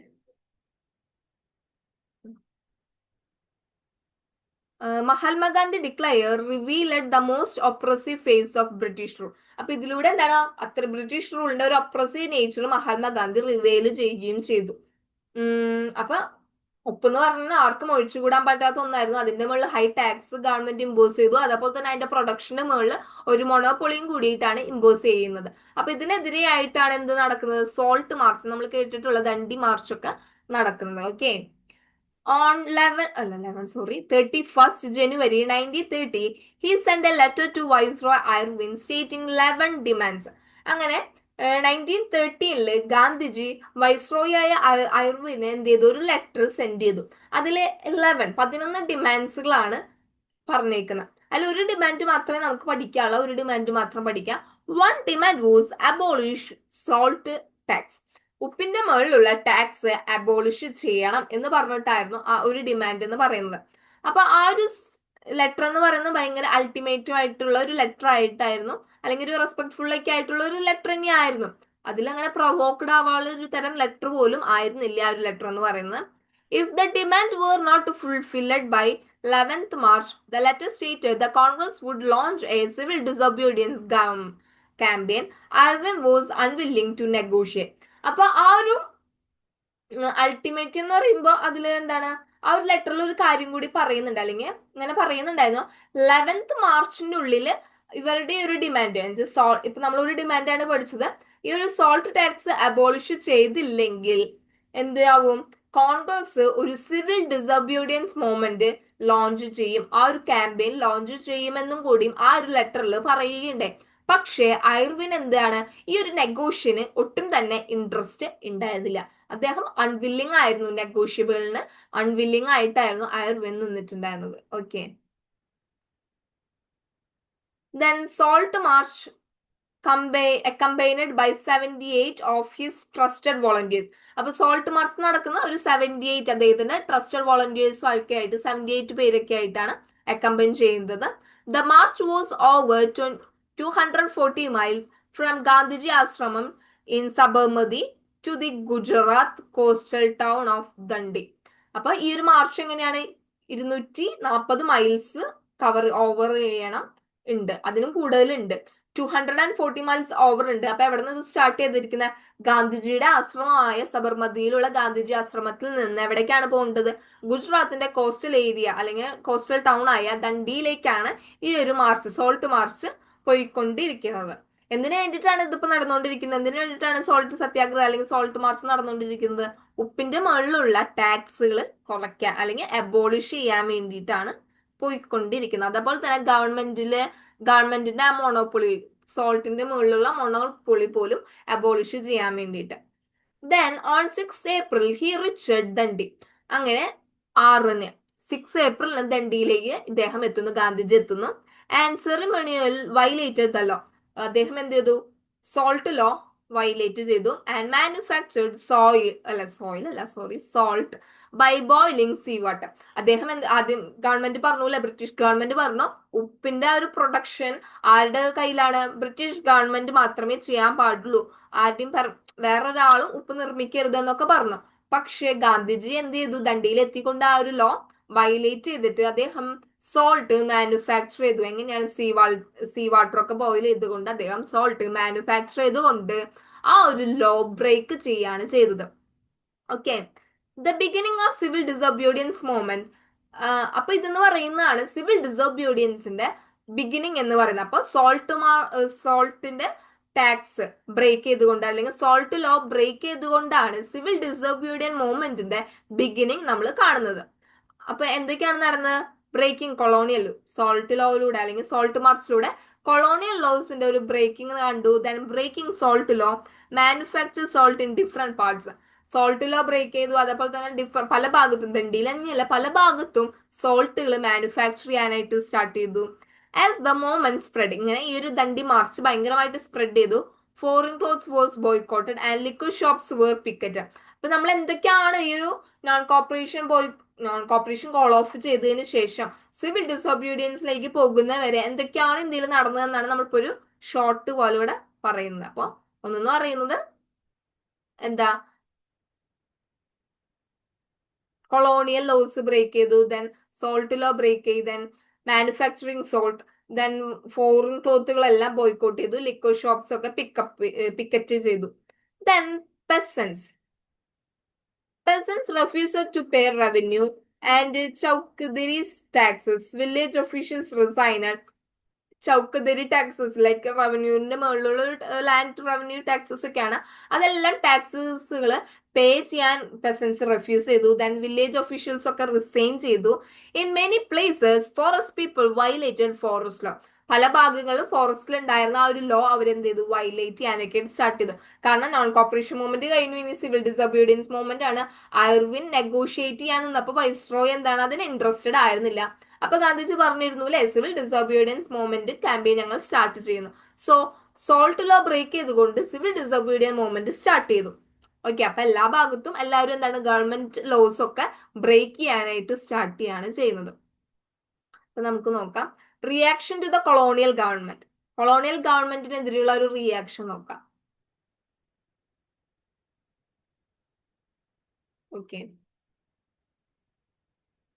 അപ്പൊ കൊളോണിയൽ ഗവൺമെന്റ് എങ്ങനെയാണ് ഈ ഒരു ലോസ് ഒക്കെ ബ്രേക്ക് ചെയ്തപ്പോ ഇന്ത്യൻസിനോട് റിയാക്ട് ചെയ്തത് എങ്ങനെയാണെന്ന് വെച്ചാൽ അറസ്റ്റിംഗ് ഓഫ് കോൺഗ്രസ് ലീഡേഴ്സിനൊക്കെ അറസ്റ്റ് ചെയ്യാനായിട്ടാണ് തുടങ്ങുന്നത്. അതിലൊരാളാണ് അബ്ദുൾ ജാഫർ ഖാനൊക്കെ അറസ്റ്റ് ചെയ്തു. Then angry crowds demonstrated in streets of Peshawar facing unarmed cars and police firing. അപ്പൊ ഈ ക്രൗഡ്സിൽ കുറെ പേര് മാർച്ച്, നമ്മൾ പറഞ്ഞു അല്ലെ, ഒരു അധികം വയലൻസ് ഒന്നും ഇല്ലാതെയാണ് നമ്മൾ മുന്നോട്ട് കൊണ്ടുപോയതെങ്കിൽ സിവിൽ ഡിസൊബീഡിയൻ മൂവ്മെന്റ് എന്തായി, ഈ ഒരു കോൺഗ്രസ് ലീഡേഴ്സിനെ അറസ്റ്റ് ചെയ്തു. അബ്ദുൾ ജാഫർ ഖാനൊക്കെ അറസ്റ്റ് ചെയ്തതിനു ശേഷം പീപ്പിൾസ് ഭയങ്കര ആംഗ്രി ആവുകയൊക്കെ ചെയ്തു. അങ്ങനെ അവരുടെ മാർച്ച് ഈ ഒരു പേഷ്വാറില് ഭയങ്കര ആംഗ്രി ആയിട്ടുള്ള ക്രൗഡാണ് അവിടെ ഉണ്ടായത്. അവരെന്താ ചെയ്തു, അൺആർമഡ് കാർസുകൾ facing unarmoured cars and policing fire. കുറെ പേര് ബ്രിട്ടീഷ് ഒഫീഷ്യൽസ് എന്ത് ചെയ്തു, ആ ഒരു കോമൺ പീപ്പിൾസിനൊക്കെ എന്ത് ചെയ്തു, പോലീസ് ഫയറിംഗ് ഒക്കെ ചെയ്യുകയൊക്കെ ചെയ്തു. മെയിനി വർക്കില്ല, കുറെ പേര് മരിക്കുകയൊക്കെ ചെയ്തു. എ മന്ത് ലേറ്റർ, ഒരു മാസത്തിനൊക്കെ ശേഷം when Mahatma Gandhi himself was arrest, മഹാത്മാഗാന്ധിനെയും കൂടി അറസ്റ്റ് ചെയ്യുകയാണ് ചെയ്തത്. ഇപ്പൊ പല ഭാഗങ്ങളിലും കുറെ പ്രശ്നങ്ങൾ, ഭയങ്കര ക്രൗഡ് ആയി. ദെൻ ആംഗ്രി പീപ്പിൾസ് ആണ്, അവരും കുറെ അറ്റാക്ക് അങ്ങോട്ട് ചെയ്തു. അപ്പൊ ബ്രിട്ടീഷ് ഒഫീഷ്യൽസ് ഇവര് ഇങ്ങോട്ട് അറ്റാക്ക് ചെയ്തു. അങ്ങനെ ഒരു ഭയങ്കര നോൺ വയലൻസ് നിന്ന് അതെന്താ വയലന്റ് ആയി മാറുകയൊക്കെ ചെയ്തപ്പോ ദെൻ മഹാത്മാഗാന്ധിനെയും അറസ്റ്റ് ഒക്കെ ചെയ്തു. അങ്ങനെ ഈ ഒരു peaceful satyagrahis were attack, peaceful സത്യാഗ്രഹീസിനെയാണ് അറ്റാക്ക് ചെയ്തത്. അത് അറ്റാക്ക് ഒക്കെ ചെയ്തു. ഈ ഒരു അറസ്റ്റിനൊക്കെ ശേഷം, ഗാന്ധിജിയുടെ അറസ്റ്റിന് ശേഷം peaceful satyagrahis were arrested, woman and children were beaten and about 1 lakh people were arrested. അപ്പൊ അത്രയധികം ജനങ്ങള്, ഓക്കെ, പീസ്ഫുൾ സത്യാഗ്രഹീസിനെ അറ്റാക്ക് ചെയ്തു. ദെൻ വുമൻസിനെയും ചിൽഡ്രൻസിനെയും അടിക്കുകയൊക്കെ ചെയ്തു. ഒരു ഭയങ്കരമായിട്ട് ഒപ്രസീവ് ആയിട്ടാണ് ബ്രിട്ടീഷേഴ്സ് ഇന്ത്യൻസിനെ ട്രീറ്റ് ചെയ്തത്. അതിപ്പോ നമുക്ക് ഇത്രയും നമ്മൾ കുറെ ടോപ്പിക്സ്, കുറച്ച് വൈഡ് ചാപ്റ്റർ ആണ് ഇത് കേട്ടോ. കുറെ അധികം ടോപ്പിക്സ് നിങ്ങൾക്ക് അത് പഠിച്ചു പോകാനായിട്ടുണ്ട്. ഞാൻ ഇത്തിരി ഫാസ്റ്റ് ആയിട്ട് പറയുന്നു എന്ന് വെച്ചാൽ നിങ്ങൾ നന്നായിട്ട് ഇത് വായിച്ചാൽ മാത്രമേ ഇത് കിട്ടുള്ളൂ. ഓരോ ടോപ്പിക്സിന്റെ ഉള്ളിലും എന്താണ് നടക്കുന്നത്, ഒരു കണക്ഷൻ വെച്ച് പഠിച്ചില്ലെങ്കിൽ ഇത് കയ്യിൽ നിന്ന് പോകും. കുറച്ച് ലോങ് ചാപ്റ്റർ ആണ്, നല്ല ശ്രദ്ധയോടെ ഇത് പഠിക്കുക. അതുപോലെ തന്നെ ഇമ്പോർട്ടന്റ് ചാപ്റ്റർ കൂടിയാണ് കേട്ടോ. അപ്പൊ കുറെ പേരെ അറസ്റ്റ് ചെയ്യുകയും കുറെ പേരെ അടിക്കുക, അതുപോലെ തന്നെ അറ്റാക്ക് ഒക്കെ ബ്രിട്ടീഷ് ഒഫീഷ്യൽസ് ചെയ്തു. In such a situation, Mahatma Gandhi once again decided to call off the movement and entered into the pact with the Irwin on 5th March 1931. അപ്പൊ ഈ ഒരു സത്യാഗ്രഹം, അപ്പൊ സിവിൽ ഡിസൊബീഡിയൻസ് മൂവ്മെന്റ് കൊണ്ടുവന്നു. Non cooperation movement already ഒരു non വയലന്റിൽ നിന്ന് പോയത് കൊണ്ടാണ് അത് കോൾ ഓഫ് ചെയ്തത്. അതേപോലെ തന്നെ മഹാത്മാഗാന്ധി എന്ത് ചെയ്തു, once again he decided civil disobedient മൂവ്മെന്റും കോൾ ഓഫ് ചെയ്തു. അങ്ങനെ അർവിനായിട്ട് അദ്ദേഹം ഒരു പാക്റ്റിലേക്ക് എത്താണ്. ഒരു എന്താണ്, നമ്മൾ നെഗോഷ്യൻ ചെയ്യില്ലേ, രണ്ട് ലീഡേഴ്സും കൂടിയിട്ട് നെഗോഷ്യൻ ചെയ്തുകൊണ്ട് ഒരു പാക്റ്റിൽ എത്തും വിത്ത് അയർവിനായിട്ട്. എന്ന് 1931 മാർച്ച് 5th ഒരു പാക്റ്റിൽ ഇവര് എൻ്റർ ചെയ്തു. അതിനെ പറയുന്നതാണ് ഗാന്ധി അയർവിൻ പാക്ട്. അപ്പൊ എന്താണ് ഗാന്ധി അയർവിൻ പാക്ട് എന്ന് പറഞ്ഞാൽ, സിവിൽ ഡിസോബിയുടെ മൂവ്മെന്റ് നടക്കുമ്പോൾ അവിടെ ഇത്രയധികം പ്രോബ്ലംസ്, ഭയങ്കര വയലന്റ് ആയിട്ട് പ്രോബ്ലംസ് നടന്നു. ദെൻ ഗാന്ധി ഈ ഒരു മൂവ്മെന്റ് കോൾ ഓഫ് ചെയ്തു. എന്നിട്ട് അയർവിനുമായിട്ട്, വൈസ്രോയ് ആയ അയർവിനുമായിട്ട് ഒരു പാക്റ്റിലേക്ക് എൻറ്റർ ചെയ്തു. അതിനെയാണ് നമ്മൾ ഗാന്ധി അയർവിൻ പാക്ട് എന്ന് പറയുന്നത്. Okay. Gandhiji consented to participated in round table conference. അപ്പൊ ഫസ്റ്റ് റൗണ്ട് ടേബിൾ കോൺഫറൻസ് നടന്നപ്പോ അതിൽ ഇന്ത്യൻസ് ആരും തന്നെ പാർട്ടിസിപ്പേറ്റഡ് ആയിരുന്നില്ല. ദെൻ ഗാന്ധിജി ഒരു കൺസെന്റ് നൽകാണ്, അല്ലെങ്കിൽ പറയുകയാണെങ്കിൽ സെക്കൻഡ് റൗണ്ട് ടേബിൾ കോൺഫറൻസിൽ പാർട്ടിസിപ്പേറ്റഡ് ആവാം എന്ന രീതിയിൽ. പക്ഷെ അത് നടക്കുമ്പോ അത് കഴിഞ്ഞിട്ട് അദ്ദേഹം ആ കോൺഫറൻസ് കഴിഞ്ഞ് വരുമ്പോഴാണെങ്കിലും ബ്രിട്ടീഷേഴ്സ് വേറൊരു ലോസ് ഒക്കെ കൊണ്ടുവരാനാണ്, അല്ലെങ്കിൽ വേറൊരു രീതിയിൽ എങ്ങനെയൊക്കെ ഇവിടെയുള്ള മൂവ്മെന്റ്സ് സപ്രസ് ചെയ്യാമെന്ന രീതിയിൽ തന്നെയാണ് ബ്രിട്ടീഷേഴ്സ് മുന്നോട്ട് പോയിക്കൊണ്ട് ഇരുന്നത്. അല്ലെങ്കിൽ അവരെങ്ങനെയൊക്കെ മൂവ്മെന്റിനെ സപ്രസ് ചെയ്യാം എന്ന് തന്നെയാണ് നോക്കിക്കൊണ്ടിരുന്നത്. ദെൻ നമുക്ക് അടുത്തൊരു ടോപ്പിക് ഒന്ന് നോക്കാം. How participants so movement. എങ്ങനെയാണ് ഓരോരുത്തരും ഈ ഒരു മൂവ്മെന്റിനെ കണ്ടിരുന്നതെന്ന് നോക്കുകയാണെങ്കിൽ, കൺട്രി സൈഡിൽ എങ്ങനെയായിരുന്നു എന്ന് വെച്ചാൽ റിച്ച് കമ്മ്യൂണിറ്റി പെസൻസ് ആയാലും പ്യുവർ പെസൻസ് ഒക്കെ ആണെങ്കിലും ഈ ഒരു സിവിൽ ഡിസൊബീഡിയൻസിലായാലും നോൺ കോപ്പറേഷൻ മൂവ്മെന്റിലൊക്കെ ആണെങ്കിലും പാർട്ടിസിപ്പേറ്റഡ് ആയിരുന്നു. കാരണം ഇപ്പൊ റിച്ച് പെസൻസ് ആണെങ്കിൽ പോലും അവർക്ക് നമ്മൾ പറഞ്ഞല്ലോ അല്ലെ, എക്കോണമിക് ഡിപ്രഷൻ, അവരുടെ അഗ്രികൾച്ചർ ഒക്കെ ആയാലും ഇതൊക്കെ ഡിമാൻഡ് കുറഞ്ഞു കുറഞ്ഞു വരാണ്. അപ്പൊ അതുകൊണ്ട് തന്നെ അവർക്ക് റവന്യൂ പേ ചെയ്യാനായിട്ട് പറ്റുന്നില്ല. താൻ പ്യുവർ പെസൻസ് പിന്നെ പറയേ വേണ്ട, അവർക്ക് ഒട്ടും തന്നെ അവർക്ക് വേജസും കിട്ടുന്നില്ല, ടാക്സസും പേ ചെയ്യാൻ പറ്റുന്നില്ല. ആ ഒരു അവസ്ഥയ്ക്ക് ആയതുകൊണ്ട് തന്നെ അവർ എന്ത് ചെയ്യണം, നോൺ കോപ്പറേഷൻ മൂവ്മെന്റും സിവിൽ ഡിസബിയുടെ മൂവ്മെന്റിനും ഒക്കെ സപ്പോർട്ട് എപ്പോഴും ചെയ്തിരുന്നു. ദെൻ ടൗൺസ് ആൻഡ് സിറ്റീസ് എടുത്ത് നോക്കുകയാണെങ്കിൽ merchants and industrials and workers എല്ലാവരും ഇന്ത്യൻസ്, നമ്മൾ ഇന്ത്യൻസ് ആണ്, ആ ഒരു നാഷണലിസം അങ്ങനെ ഡെവലപ്പ് ചെയ്ത് വന്നുകൊണ്ടിരിക്കുകയാണ്. അതാണ് നമ്മൾ ഈ ഒരു ചാപ്റ്ററിൽ നോക്കുന്നത് അല്ലെ. അപ്പൊ എല്ലാവരും എന്താണ്, നോൺ കോപ്പറേഷൻ മൂവ്മെന്റ് ആണെങ്കിലും സിവിൽ ഡിസബിയുടെ മൂവ്മെന്റിനൊക്കെ സപ്പോർട്ട് ചെയ്ത് നിന്നിരുന്നു. ദെൻ വുമൻസും പാർട്ടിസിപ്പേറ്റഡ് ആയിരുന്നു. Large scale of participation of woman നമുക്ക് പിന്നീടൊക്കെ കാണാൻ പറ്റും. ദെൻ സിവിൽ ഡിസബിയുടെ മൂവ്മെന്റ്സിന്റെ ലിമിറ്റ്സുകൾ നോക്കാം നമുക്ക്. അതിൽ കുറച്ച് ലിമിറ്റേഷൻസ് ഉണ്ടായിരുന്നു. എത്രയൊക്കെ പോസിറ്റീവ് എന്ന് പറയുകയാണെങ്കിലും സിവിൽ ഡിസബിയുടെ മൂവ്മെന്റിൽ കുറച്ച് ലിമിറ്റുകൾ ഉണ്ടായിരുന്നു. അതെന്താന്ന് വെച്ചാൽ നോക്കാം. Not all social groups were moved by abstract concept of swaraj. എല്ലാ സോഷ്യൽ ഗ്രൂപ്പ് ഓഫ് പീപ്പിൾ, ഇപ്പൊ ഒരു സൊസൈറ്റിയിൽ ഡിഫറെന്റ് ടൈപ്സ് ഓഫ് പീപ്പിൾസ് ഉണ്ടായിരിക്കും. സോ എല്ലാ ആളുകൾക്കും ഈ ഒരു സ്വരാജ് കോൺസെപ്റ്റ് അബ്സ്ട്രാക്ട് ചെയ്യാനായിട്ട് പറ്റിയിട്ടില്ല. വൺ സച്ച് ഗ്രൂപ്പ്, അതിലൊരു ഗ്രൂപ്പാണ് നേഷനിലുള്ള അൺടച്ചബിൾസ് എന്ന് പറഞ്ഞ ഒരു ഗ്രൂപ്പ് എന്ന് പറയുന്നത്. അങ്ങനെ പറഞ്ഞിരുന്നു ആ ഒരു കാലഘട്ടത്തിൽ. കാരണം 1930s had begun to call themselves. 1930s അവരവരെ തന്നെ വിളിച്ചിരുന്നത് ദളിറ്റ്സ് അല്ലെങ്കിൽ ഒപ്രസ്ഡ് എന്നൊക്കെയാണ് അവരെ വിളിച്ചിരുന്നത്. അൺടച്ചബിൾസ് ആയിട്ട് ഒരു ഡിസ്ക്രിമിനേഷൻ നമ്മൾ എപ്പോഴും നോക്കുമ്പോൾ ഇപ്പോൾ റിലീജിയസ് ബേസ് ഇങ്ങനെ കാണാനൊക്കെ ആയിട്ട് പറ്റും. അതുപോലെ തന്നെ ദളിറ്റ്സ് എന്ന് പറഞ്ഞിട്ട് ഒപ്രസ് ചെയ്തിരുന്ന കുറച്ച് ഗ്രൂപ്പ് ഓഫ് പീപ്പിൾ ഉണ്ടായിരുന്നു. അപ്പൊ ഇവരിനൊന്നും സ്വരാജിന്റെ ഭാഗത്തിന്റെ ആ ഒരു കോൺസെപ്റ്റ് ഒന്നും അവർക്ക് അബ്സ്ട്രാക്ട് ചെയ്യാനായിട്ട് പറ്റിയിട്ടില്ല. ഫോർ ലോങ്, കുറെ നാളൊക്കെ കോൺഗ്രസ് എന്താണ്, ഈ ദളിറ്റ്സിനെ ഇഗ്നോർ ചെയ്യാണ് ചെയ്തിരുന്നത്. കാരണം എന്താന്ന് വെച്ചാൽ ഫോർ ഫിയർ ഓഫ് ഒഫൻഡിങ് സന്താനീസ്. എന്നാൽ സന്താനീസ് എന്ന് പറഞ്ഞാൽ ഹിന്ദുസിന് ഹൈ കാസ്റ്റിൽ നിൽക്കുന്ന കുറച്ച് ഗ്രൂപ്പ് ഓഫ് പീപ്പിൾ ആണ്. അപ്പൊ ഈ ഈ കോൺഗ്രസ് പാർട്ടി എടുത്തു നോക്കുക, കോൺഗ്രസ്സുകാരത് ദളിറ്റ്സിനെ ഇഗ്നോർ ചെയ്യാനുള്ള ഒരു കാരണം എന്ന് പറയുന്നത് അന്ന് കൂടുതലും ഈ ഹൈ കാസ്റ്റ് പീപ്പിൾ, ഹിന്ദുസിൽ ഉണ്ടായിരുന്ന ഹൈ കാസ്റ്റ് പീപ്പിൾസ് ആയിരുന്നു കോൺഗ്രസിനെ സപ്പോർട്ട് ചെയ്ത് നിന്നിരുന്നത്. അതുപോലെ തന്നെ കുറച്ച് എഡ്യൂക്കേറ്റഡ് ആളുകളും.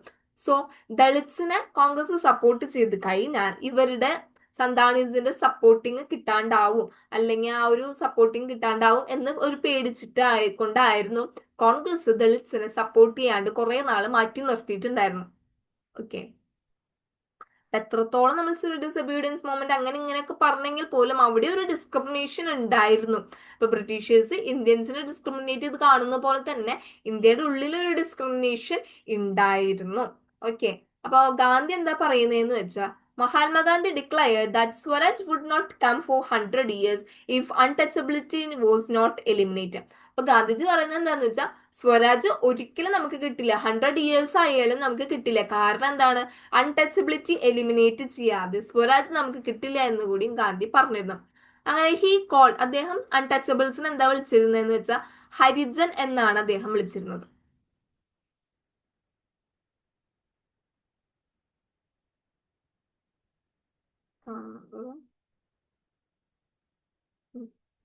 അദ്ദേഹം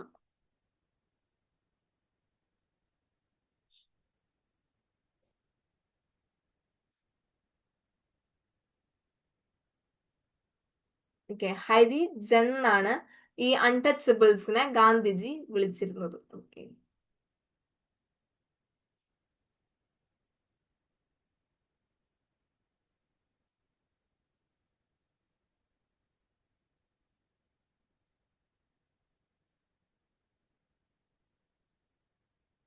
ഹരിജൻ എന്നാണ് അൺടച്ചബിൾസിനെ ഗാന്ധി വിളിച്ചിരുന്നത്. അതിന്റെ മീനിങ് എന്ന് പറഞ്ഞാൽ ചിൽഡ്രൻ ഓഫ് ഗോഡ്, ദൈവത്തിന്റെ മക്കൾ എന്ന രീതിയിലാണ് ഹരിജന്റെ മീനിങ് എന്ന് പറയുന്നത്. അപ്പൊ ഗാന്ധിജി അങ്ങനെയായിരുന്നു അൺടച്ചബിൾസിനെ വിളിച്ചിരുന്നത്. അപ്പൊ Gandhiji view wanted separate electorate and received seats. അപ്പൊ ഗാന്ധിജി പറഞ്ഞത് എന്താന്ന് വെച്ചാൽ ഈ ഒരു അൺടച്ചബിൾസിന് വെച്ചാൽ അൺടച്ചബിൾസിന് എന്താണ് ഒരു സെപ്പറേറ്റ് ആയിട്ടുള്ള ഇലക്ട്രേറ്റും അവർക്ക് വേണ്ടിയിട്ട് റിസീവഡ് ആയിട്ടുള്ള സീറ്റ്സും വേണമെന്നാണ് പറഞ്ഞത്. എന്നുവെച്ചാൽ ദളിത്സിനൊക്കെ വേണ്ടിയിട്ട് സെപ്പറേറ്റ് ആയിട്ട് ഒരു സീറ്റ്സും അതുപോലെ തന്നെ അവർക്ക് വേണ്ടിയിട്ട് ഒരു സെപ്പറേറ്റ് ആയിട്ട് പ്രിവിലേജ് നൽകണം എന്ന് ഗാന്ധി പറഞ്ഞു. ബട്ട് അതിനുശേഷം doctor BR Ambedkar who organised the Dalits into depressed class association. അപ്പൊ അൺടച്ചബിൾസിന് വേണ്ടിയിട്ട് ഒരു റിസർവ്ഡ് സീറ്റുകളും അതുപോലെ തന്നെ സെപ്പറേറ്റ് ഇലക്ട്രേറ്റ്സ് ഒക്കെ വേണമെന്ന് ഗാന്ധിജി പറയുകയും ചെയ്തു. അതിനുശേഷം അംബേദ്കർ പറയുന്ന അദ്ദേഹം ഒരു ഓർഗനൈസേഷൻ ചെയ്തു. ദളിത്സിനെ എന്ത് ചെയ്തു, ഒരു ഡിപ്രസ്ഡ് ക്ലാസ് അസോസിയേഷൻ എന്ന രീതിയിൽ ഫോം ചെയ്തു in 1913 and clashed with Mahatma Gandhi. ഗാന്ധിയായിട്ട് ഒരു ക്ലാഷ് വെക്കാണ് in second round table conference by demanding separate electorate for Dalits. അപ്പൊ ഗാന്ധി പറയുന്നത് അൺടച്ചബിൾസിന് വേണ്ടിയിട്ട് ഒരു സെപ്പറേറ്റ് ഇലക്ട്രേറ്റ്, റിസീവഡ് സീറ്റ്സ് അങ്ങനെയൊക്കെയാണ് ഗാന്ധി പറഞ്ഞത്. അതുപോലെ തന്നെ എന്താണ് അൺടച്ചബിലിറ്റീസ് ഒക്കെ എലിമിനേറ്റ് ചെയ്താൽ മാത്രമേ നമുക്കൊരു സ്വരാജ് കിട്ടുള്ളൂ എന്നും കൂടി പറഞ്ഞു. ഓക്കെ. അപ്പൊ അംബേദ്കർ പറയുന്നത് എന്താണെന്ന് വെച്ചാൽ ദളിത്സിനും കൂടിയിട്ട് ഒരു ഡിപ്രസ്ഡ് ക്ലാസ് അസോസിയേഷൻ ഫോം ചെയ്തുകൊണ്ട് അവർക്കും ഒരു സെപ്പറേറ്റ് ഇലക്ട്രേറ്റ്സ് വേണം എന്നുകൊണ്ട് ഡിമാൻഡ് ചെയ്തിരുന്നു. when the British government concerned Ambedkar's demand. അപ്പൊ ഈ ഒരു ബ്രിട്ടീഷേഴ്സ് അംബേദ്കേഴ്സിന്റെ ഡിമാൻഡ് ഓക്കെ ശരിയെന്ന് വെച്ചു. അവരെന്താണ് സമ്മതിച്ചു ആ ഒരു അംബേദ്കറിന്റെ ഡിമാൻഡ്. പക്ഷേ ഗാന്ധിജി അത് സമ്മതിച്ചില്ല. ഗാന്ധിജി എന്ത് ചെയ്തു, ഫാസ്റ്റ് എടുത്തു. ഫുഡ് കഴിക്കില്ല, വെള്ളം കഴിക്കില്ല, അങ്ങനെ ഒരു ഫാസ്റ്റ് എടുത്തു. അൺടു ഡെത്ത് വരെ, മരണം വരെ ഇനിയൊന്നും കഴിക്കില്ല എന്ന രീതിയിൽ ഒരു കാര്യം ഫാസ്റ്റ് എടുത്തു. He believed that separate electorates for Dalits would slow down the process of their integration into society. അപ്പൊ ഗാന്ധിജി വിശ്വസിച്ചത് എന്താണെന്ന് വെച്ചാൽ ദളിത്സിന് ഇതേപോലെ ഒരു സെപ്പറേറ്റ് ഇലക്ട്രേറ്റ് നൽകിയാൽ, ഇങ്ങനെ സെപ്പറേറ്റ് ആയിട്ട് സീറ്റ്സ് ഇലക്ട്രേറ്റ്സ് നൽകി കഴിഞ്ഞാൽ ഈ ഒരു സൊസൈറ്റിയുടെ ഇന്റഗ്രേഷൻ, ആ ഒരു സൊസൈറ്റിയുമായിട്ട് അവർ ഇന്റഗ്രേറ്റ് ചെയ്ത് പോകുന്ന അല്ലെങ്കിൽ സൊസൈറ്റിയുടെ ഉള്ളിൽ അവരെ ഒരുമിച്ച് കൊണ്ടുപോകുന്ന ആ ഒരു യൂണിറ്റ് ഒക്കെ ആ ഒരു പ്രോസസ്സ് സ്ലോ ഡൗൺ ആവും, ഇല്ലാതാവും എന്നാണ് ഗാന്ധിജി വിശ്വസിച്ചത്. അതുകൊണ്ട് അദ്ദേഹം എന്താണ് അംബേദ്കറിന്റെ ഡിമാൻഡിനെ എതിർത്തു നിന്നു. Then Ambedkar ultimately accepted Gandhiji position. ഗാന്ധിജിയുടെ ആ ഒരു പൊസിഷൻ ഒക്കെ അദ്ദേഹം റെസ്പെക്ട് ചെയ്തുകൊണ്ട് അംബേദ്കർ എന്ത് ചെയ്തു, പൂന പാക്ട് കൊണ്ടുവരാണ് ചെയ്യുന്നത് September 1932 as the result of was the Poona pact. അപ്പൊ after the decline of non-cooperation Khilafat movement, a large section of Muslims felt aliened from the Congress, and mid-1920s the Congress come to be more visibly associated with openly Hindu religious nationalist group. അപ്പൊ after ഈ ഒരു non corporation ഖിലാഫത്ത് movement ഇതൊക്കെ അതിന്റെ ഒക്കെ decline ശേഷം മുസ്ലിം large സെക്ഷന് തോന്നുകയാണ്, അല്ലെങ്കിൽ അവർക്കൊരു ഫിയർ തരാണ്, നമ്മളെ എല്ലാവരും മാറ്റി നിർത്തോ, നമുക്ക് ഈ ഒരു ലാൻഡിൽ ഒരു സ്പേസ് ഇല്ലാണ്ടാവും, അങ്ങനെയൊക്കെ ഒരു ഫിയർ മുസ്ലിംസിന് ഡെവലപ്പ് ചെയ്തു വരുന്നു. ദെൻ ഒരു mid-20s നോക്കുമ്പോൾ കോൺഗ്രസ് എന്താണ് കുറച്ചും കൂടി വിസിബിളി ഹിന്ദു റിലീജിയസ് നാഷണലിസ്റ്റ് ഗ്രൂപ്പുകളൊക്കെ ആയിട്ട് ഒരു അസോസിയേഷൻ ഒക്കെ കാണാണ്. അപ്പൊ മുസ്ലിംസിന് എന്താണ് കുറച്ച് ഫിയർ തരാണ്, നമ്മളെ മാറ്റാണ്, അതാണ്. അപ്പൊ അതുകൊണ്ട് അവരെന്ത് പറയാണ്ട് ഡിമാൻഡും കൂടി വെക്കുന്നുണ്ട്, മുസ്ലിംസിന് വേറൊരു നേഷൻ വേണമെന്ന്. അപ്പൊ ബിഫോർ ദ ഇൻഡിപെൻഡൻസ് നമ്മൾ ഇന്ത്യൻ മാപ്പൊക്കെ എടുത്ത് നോക്കുമ്പോൾ ബംഗാൾ ആണെങ്കിലും പാകിസ്ഥാനൊക്കെ ഒരുമിച്ചായിരുന്നു. അപ്പൊ ആഫ്റ്റർ ദ ഇൻഡിപെൻഡൻസിന് ശേഷം Bengal partition, then Pakistan partition ഒക്കെ ഉണ്ടാവുന്നത്. ഓക്കെ. അപ്പൊ മുസ്ലിംസ് അങ്ങനെ ഒരു ഫിയറിന്റെ ബേസിൽ ഡിമാൻഡ് ചെയ്യാണ് മുസ്ലിംസിന് വേറൊരു നേഷൻ വേണം എന്ന രീതിയിൽ, അതേപോലെ തന്നെ അവർക്ക് അവരുടേതായ റൈറ്റ്സ് വേണം എന്ന രീതിയിൽ. The relation between Hindus and Muslims worsen. അപ്പൊ ഹിന്ദുസും മുസ്ലിംസും തമ്മിലുള്ള ആ ഒരു റിലേഷൻ വീണ്ടും കൂടുതൽ വേഴ്സ് ആയിട്ടാണ് പിന്നീട് ഇൻഡിപെൻഡൻസ് കിട്ടാറായി അടുത്തേക്ക് എത്തുമ്പോഴേക്കും എന്താണ് പിന്നെയും ഇവരുടെ ഒരു റിലേഷൻഷിപ്പ് വേഴ്സ് ആയിട്ട് പോവാണ്. Provoking Hindu Muslim communal clashes and rights in various cities. അങ്ങനെ പല ഭാഗത്തും ഹിന്ദു മുസ്ലിംസും തമ്മിലുള്ള ഒരു ക്ലാഷസ് വരികയാണ്. പല ഭാഗത്തും കുറെ റിവോൾട്ടും റൈറ്റ്സുകളും ഒക്കെ ഇങ്ങനെ ഡെവലപ്പ് ചെയ്ത് വരാണ്. ദെൻ അടുത്തെന്ന് പറയുന്നത് Muhammad Ali Jinnah and Mr. Jayagar failed negotiation over the demand reserved seats in Central Assembly and representation in Bengal and Punjab provinces. അപ്പൊ മുഹമ്മദ് അലി ജിന്നയും അതേപോലെ തന്നെ മിസ്റ്റർ ജയാഗറും ഇവരെന്താണ് ഒരു നെഗോഷ്യൻ റിസർവ്ഡ് സീറ്റ് സെൻട്രൽ അസംബ്ലിയിൽ ഒരു റിസർവ്ഡ് സീറ്റ് കിട്ടാൻ വേണ്ടിയിട്ടുള്ള നെഗോഷ്യനിൽ ഇവർ ഫെയിൽ ആവുകയും and representation in Bengal and Punjab provisions ഇതിലൊക്കെ ഫെയിൽ ആവുകയാണ് ചെയ്തത്. അവർക്കൊരു നെഗോഷിയേറ്റ് ചെയ്യാനായിട്ടൊന്നും പറ്റിയില്ല. ദെൻ അതിന് ശേഷമാണ് പാർട്ടീഷൻ ഒക്കെ ഉണ്ടാകുന്നത്. അതൊന്നും ആ പോയിന്റ് ഒന്നും ഓർത്തില്ലെങ്കിൽ കുഴപ്പമില്ല. നിങ്ങൾ ഇതിൽ മെയിൻ ആയിട്ട് ഓർത്തിരിക്കേണ്ടത് ഈ ഒരു എങ്ങനെയാണ് സിവിൽ ഡിസൊബീഡിയൻസിന്റെ ലിമിറ്റ്സ് നോക്കുമ്പോൾ ഒന്ന് മുസ്ലിം ഹിന്ദുവിന്റെ ആ ഒരു ക്ലാഷസ് നോക്കുക. ദെൻ ഈ ദളിത്സിനെയും മാറ്റി നിർത്തിയത് അത് നോക്കുക. അതാണ് മെയിൻ ആയിട്ട്. ദളിത്സിനെ മാറ്റി നിർത്തി നോക്കുക, സന്താനീസിന് ഇമ്പോർട്ടൻസ് കൊടുത്തത് നോക്കുക. അതാണ് അതിൽ മെയിൻ ആയിട്ട് ഇമ്പോർട്ടൻസ് ആയിട്ട് കൊടുക്കേണ്ടത്. ദെൻ അംബേദ്കർ ഇതേപോലെ ഒരു ഡിപ്രസ്ഡ് ക്ലാസ് അസോസിയേഷൻ സ്റ്റാർട്ട് ചെയ്യുന്നു ദളിത്സിന് വേണ്ടിയിട്ട്. പക്ഷെ ഗാന്ധിജി ആ ഒരു ഇലക്ട്രേറ്റ് സമ്മതിക്കുന്നില്ല.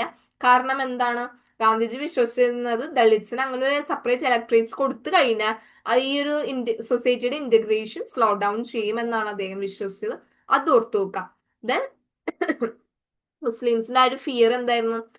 ആഫ്റ്റർ ഖിലാഫത്ത് മൂവ്മെന്റിന് ശേഷം കോൺഗ്രസ് ഒക്കെ ഹിന്ദു റിലീജിയസ് പാർട്ടി അല്ലെങ്കിൽ ഹിന്ദു റിലീജിയസ് ഗ്രൂപ്പ്സ് ഒക്കെ ആയിട്ട് കുറച്ചുകൂടി വിസിബിളി കണക്ഷൻ വരുന്നുണ്ട്. അതുകൊണ്ട് അവർക്ക് അവരുടേതായ ഒരു ഫിയറും വരുന്നു. അപ്പോൾ ഹിന്ദു മുസ്ലിമിന്റെ ഇടയിലുള്ള ഒരു ക്ലാഷസ്, അതാണ് ഇതിൽ മെയിൻ ആയിട്ട് നോക്കാനുള്ള പോയിന്റ്സ് എന്ന് പറയുന്നത്.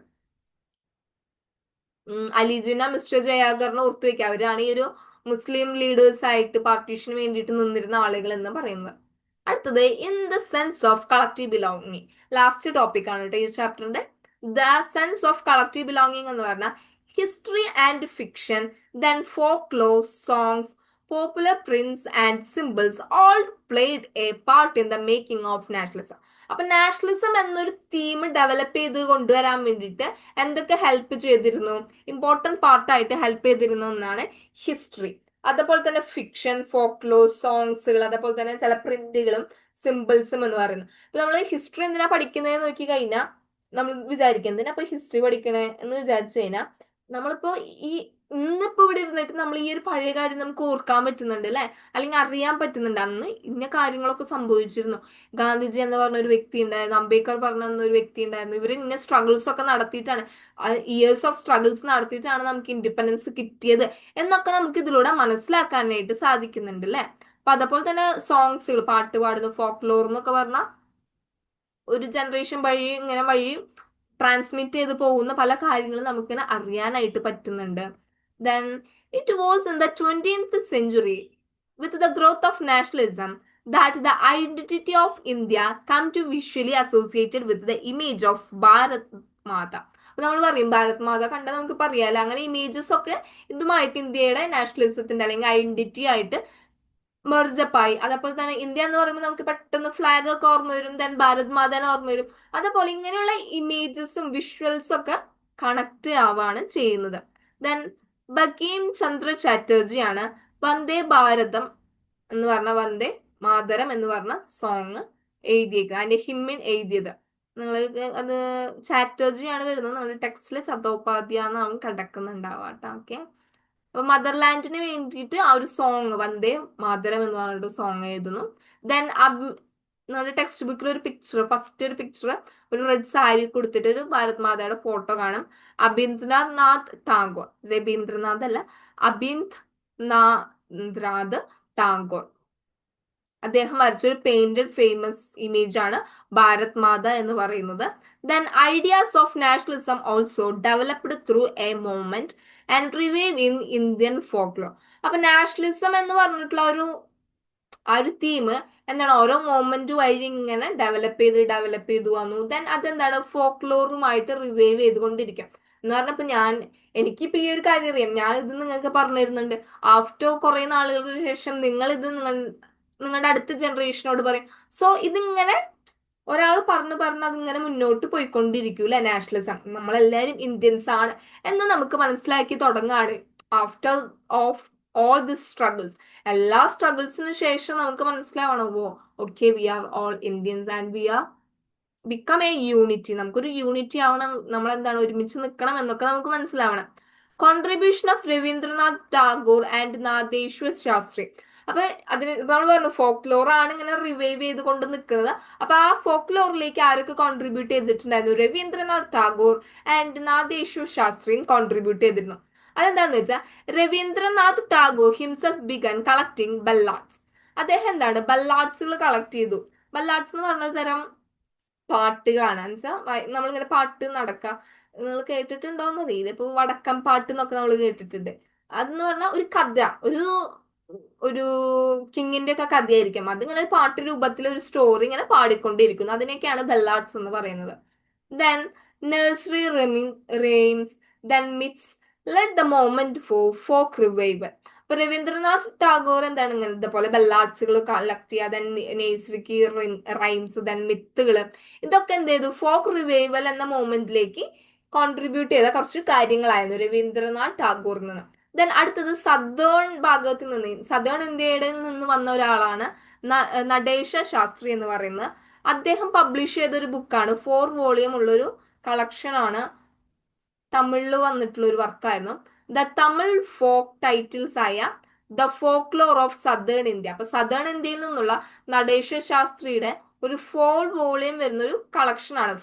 തമിഴ് ഫോക്ക് ടെയിൽസ് ഒക്കെ അല്ലെങ്കിൽ തമിഴിന്റെ നാടോടി കഥകളൊക്കെ അടങ്ങിയിട്ടുള്ള ഒരു കളക്ഷൻ ഓഫ് ബുക്കാണ്, അല്ലെങ്കിൽ ഒരു വർക്കാണ് the folklore of southern India എന്ന് പറയുന്നത്.